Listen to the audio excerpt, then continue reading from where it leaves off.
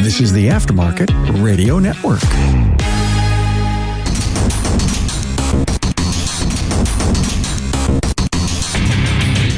Welcome, everyone, to yet another episode of Diagnosing the Aftermarket A to Z. I'm Matt Fanslow, and hard work may not always result in success, but it will never result in regret.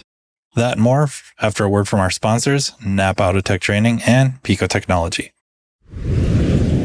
NAPA Autotech's team of ASE Master Certified instructors are conducting over 1,200 classes covering 28 automotive topics. To see a selection, go to napaautotech.com for more details. Tired of guesswork in your auto diagnostics? Need to pinpoint faults quickly and accurately? PicoScope will turn your PC into a powerful diagnostic tool. See live waveforms from sensors, injectors, and ignition systems. See the problem? Solve it faster. Visit picoauto.com. That's Pico auto.com.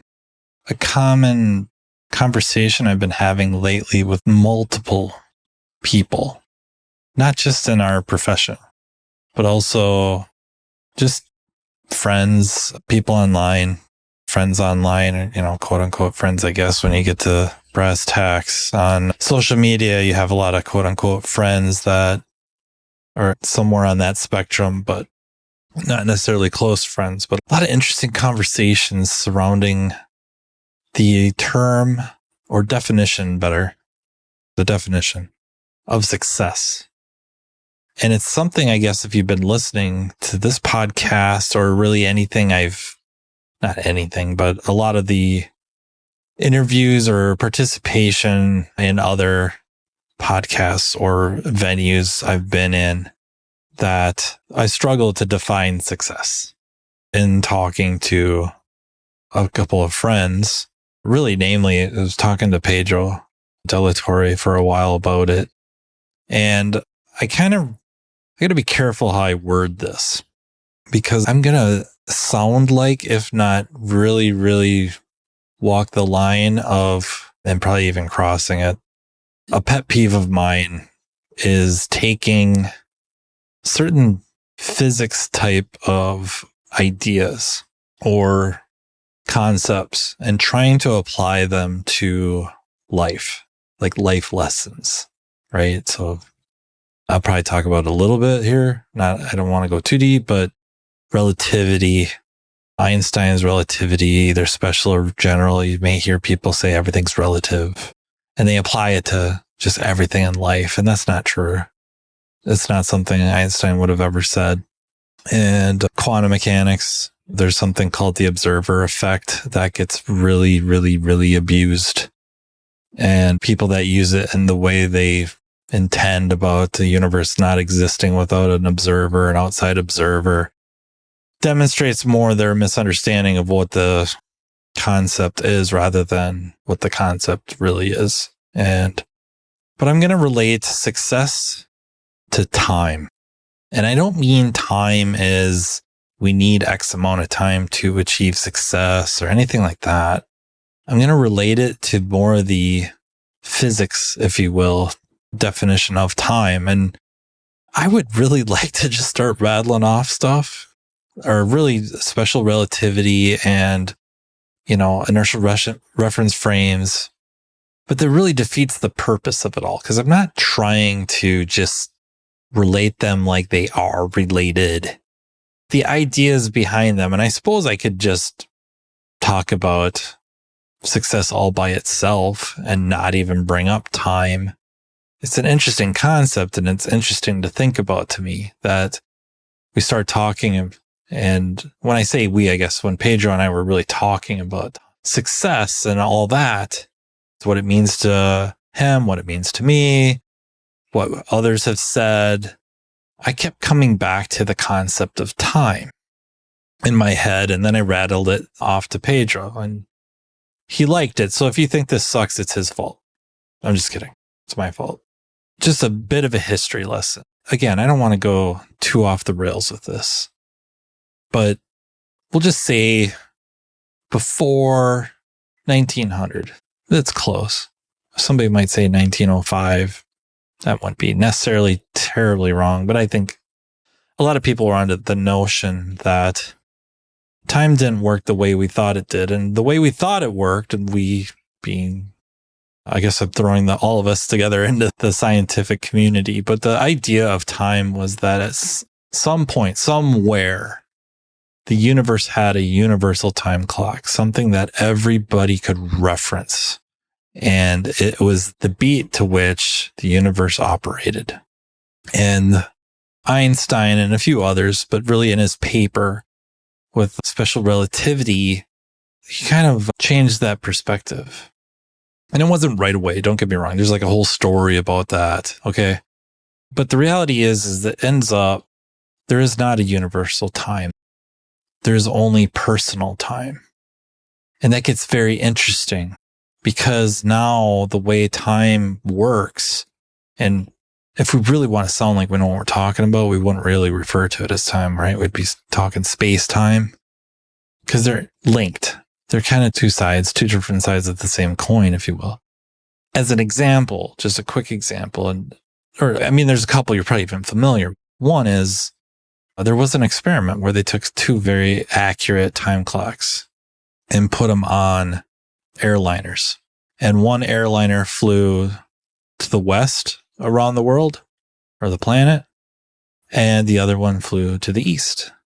And they found that when they got back after their trip, the clocks didn't match. So speed had something to do, which the clocks ticked away. Another example is GPS. Our GPS, global positioning systems, do not work without taking into account where the satellites are relative to the Earth. So where they are in our gravity well dictates how their clocks tick versus ours. And then the final example, I'm sure you have heard, referenced at least, is the twin paradox, where if you have two identical twins and one stays on Earth and the other gets on a spaceship of some sort or spacecraft or whatever, what have you, and travels at high speed, and usually the reference is near speed of light or speed of light, but it would just have to be really, really fast. And I don't mean like what we're used to on Earth fast. I'm talking, even half the speed of light. The individual clocks, the personal time will be different. The one on Earth's clock will tick faster. The other, of course, twin, their clock will tick slower. So when they get back, the twin that was on the aircraft or spacecraft will have aged much slower, much more slowly. And the twin that was on Earth the whole time will have aged quite a bit more. That's an extreme example. So time becomes relative. It's individual. There's almost an individual definition. And when we're on Earth, we kind of all agree because we're such close proximity that we do have kind of an earthbound clock, right? What we agree on is Greenwich time, Greenwich, England. That is kind of like the basis of all of our clocks. Even that will get changed once in a while, right? If memory serves, and I probably should go look it up, there's a tsunami that was so powerful, it actually altered the speed of the rotation of the Earth on its axis. And therefore, they did have to make a slight correction to that clock. Pretty amazing, right? I find that fascinating because now that becomes an interesting correlation in my brain, which maybe I'm alone on this. Probably quite rare number will think of this way, and maybe it's not worth thinking it this way, but I don't know. I like the idea that what is universal success? What would be the basis of universal success? And I'm sure there's names exploding in people's minds right now. Bill Gates, right? Elon Musk, Ray Kroc. We could go on and on and on. And yet, do they themselves do they think they're successful? Or would Bill Gates look over to Elon Musk and say, yeah, he's successful? I don't know. Maybe, maybe not. Any one of those people, eventually somebody will be more successful and may look at them and laugh like them. They weren't even in it. Or how did they get their success? You know what I mean? Like, did some of them get a head start where family had money or is something of that nature? And therefore that tarnishes their quote unquote success.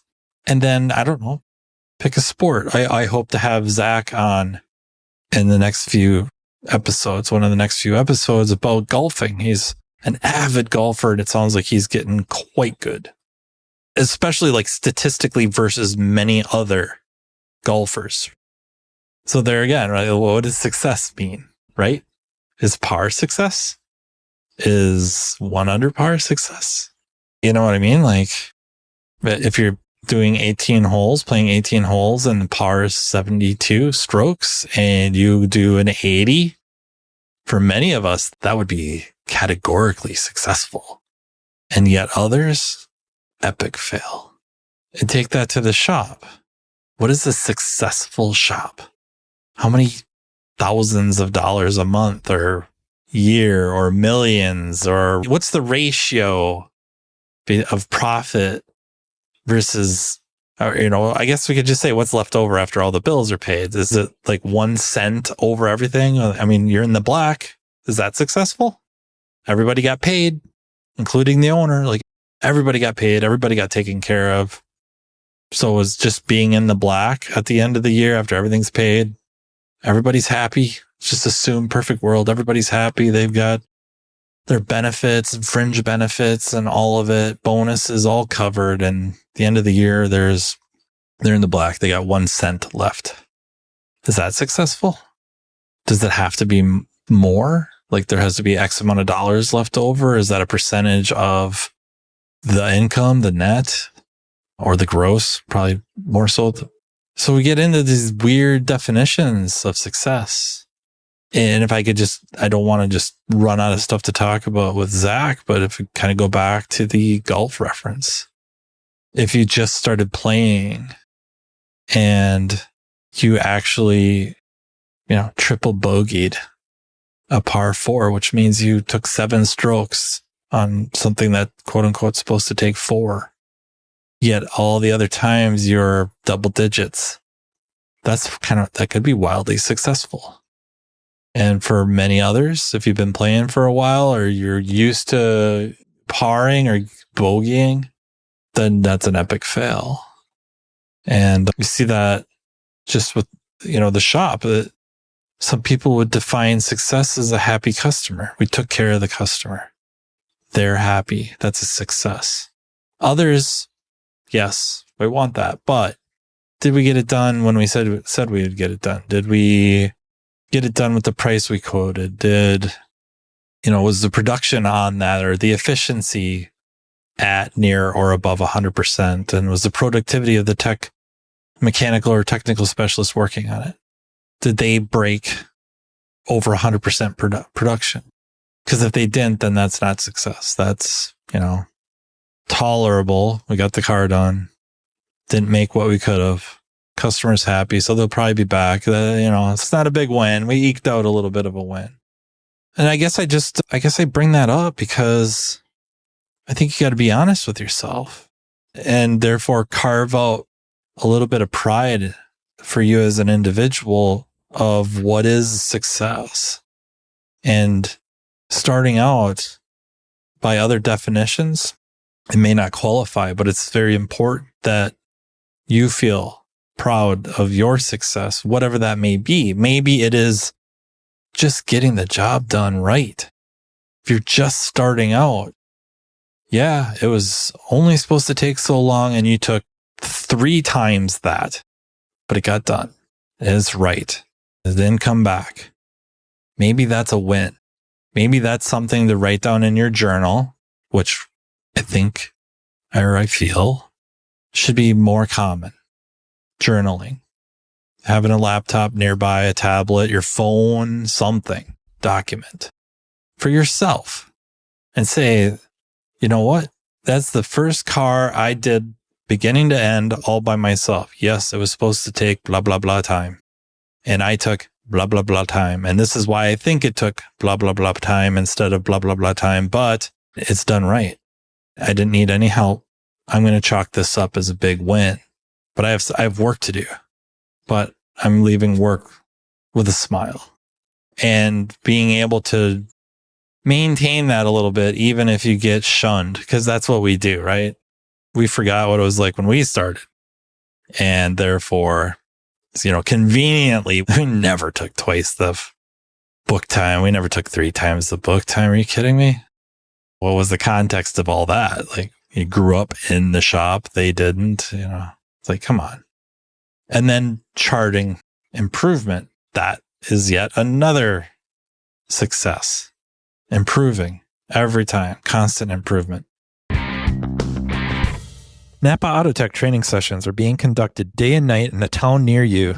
This training caters to every level within your organization, be it a mechanical assistant, a mechanical specialist, a technology specialist, or a driver safety calibration specialist.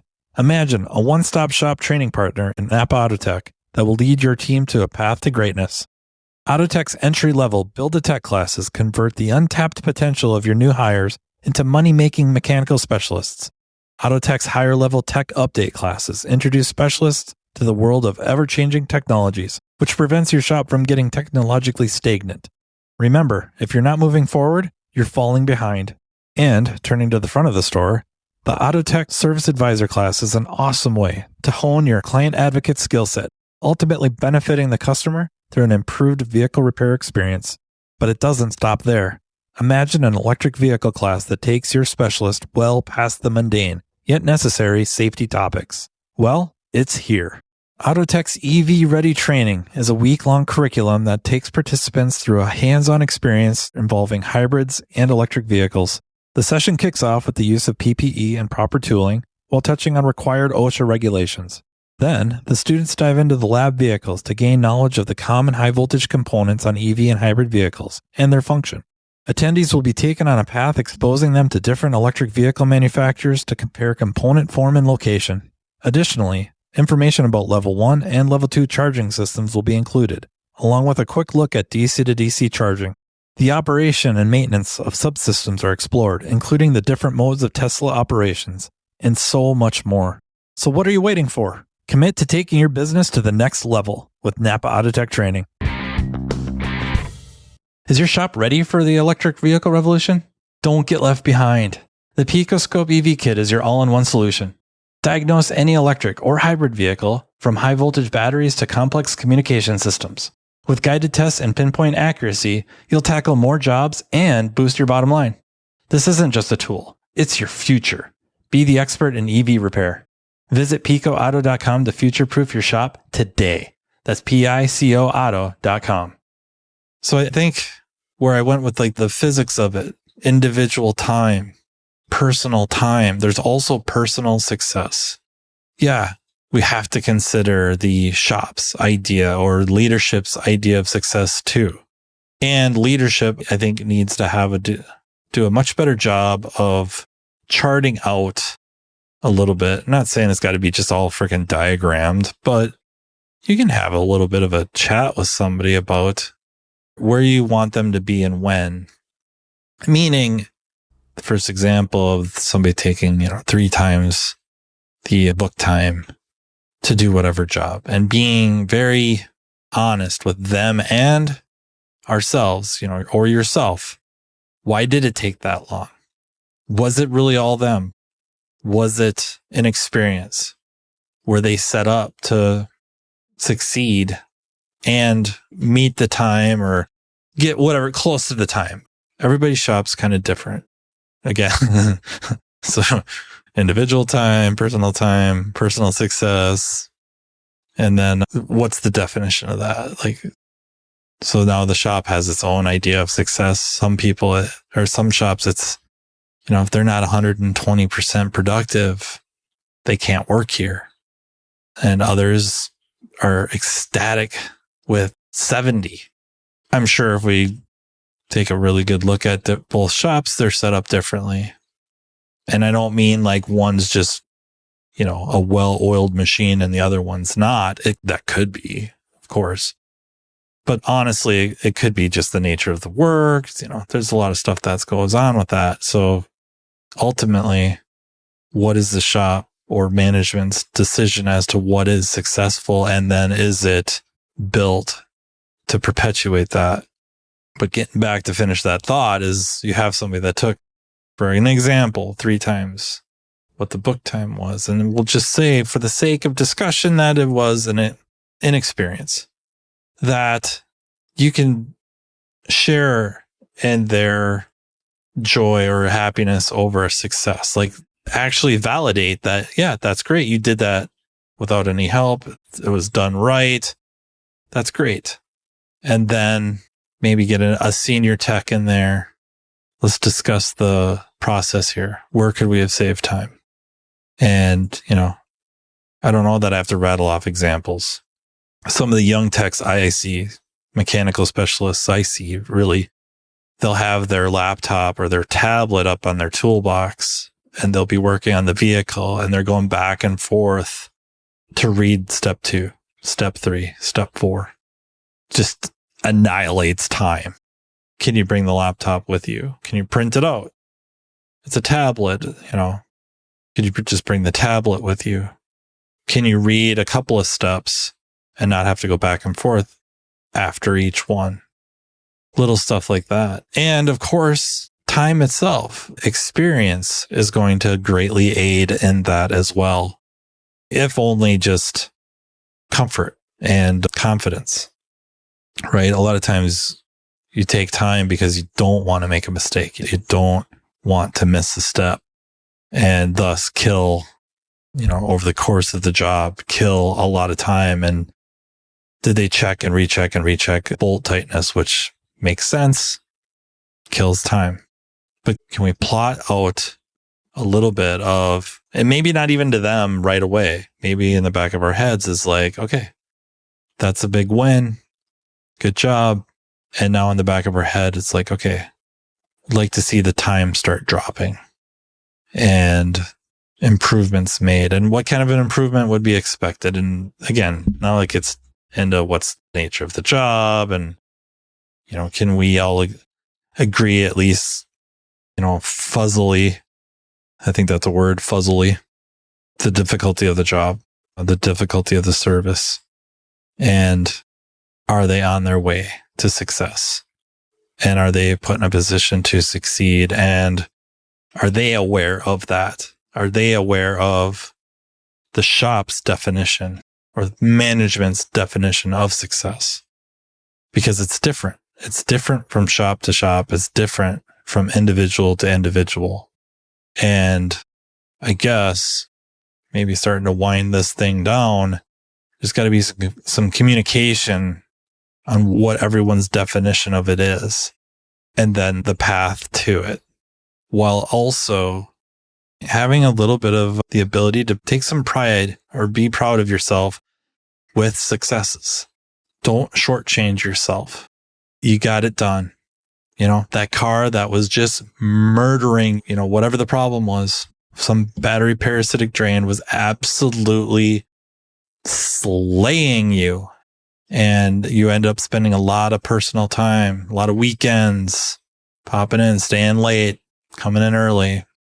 You finally got it figured out. We'll just assume for the sake of argument, it ends up being something quote unquote simple. You just missed it.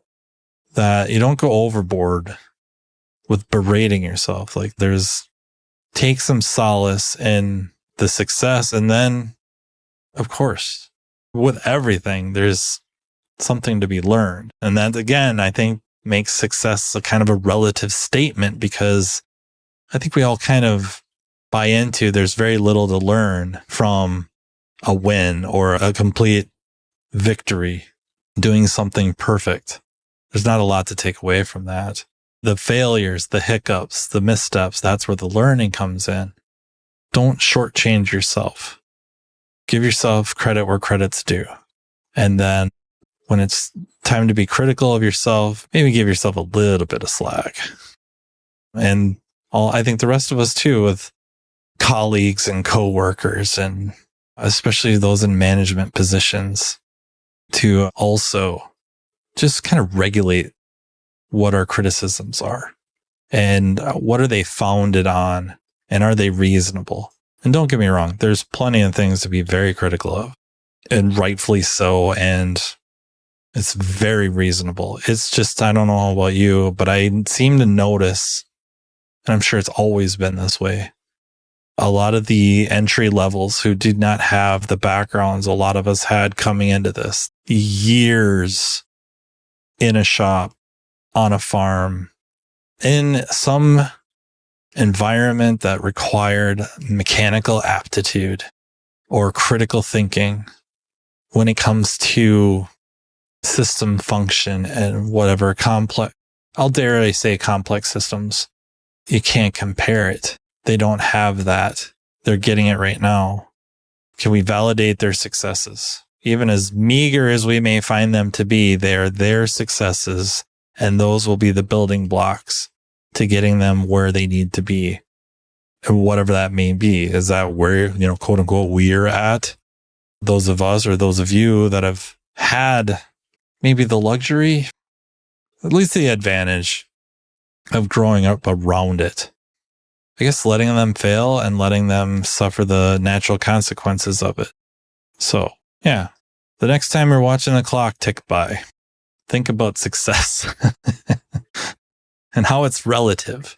And there is personal success as well as kind of agreed, somebody has set up an idea of success, and then, and that would be the managing entity. And is it reasonable, right? It may not be. They may not like hearing it.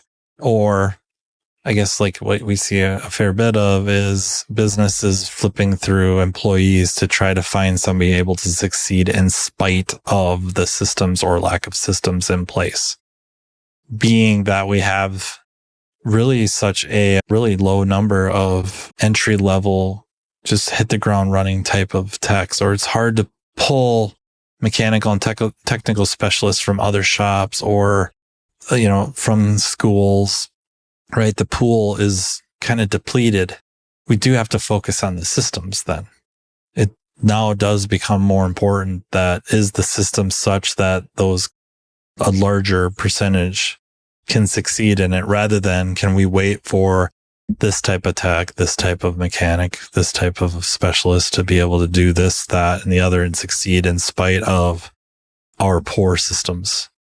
And that can be a tough pill to swallow sometimes, where you think you kind of got it and you don't got it. Something that this profession's really, really good about pointing out to us is we don't got it. Yes. Again, next time, looking at your watch, looking at your clock, just think about how that time, that personal time ticks away individually. Not as big a factor here down on Earth where we're all relatively the same, but there is personal time and there's personal success.